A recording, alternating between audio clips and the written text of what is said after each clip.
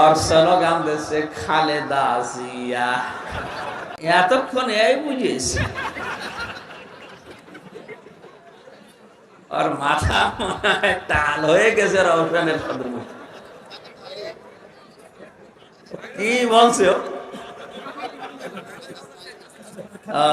হালকা তার কাটা আছে, এত ডিস্টার্ব করলে হয় না। এই কয়েক 22-23টা লোকে ঝামেলা হচ্ছে।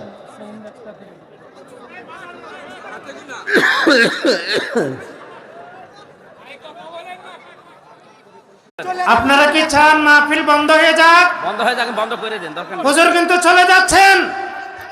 বিনয়ের সাথে আপনাদেরকে বারবার অনুরোধ করছি, বসেন। আপনারা তারপরে বেয়াদবি করতেছেন।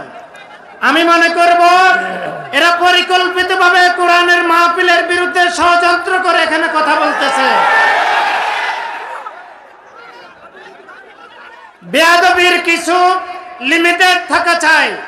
এই ধরনের লাইসেন্সদারি বেয়াদব মাহফিলে আসার দরকার নাই।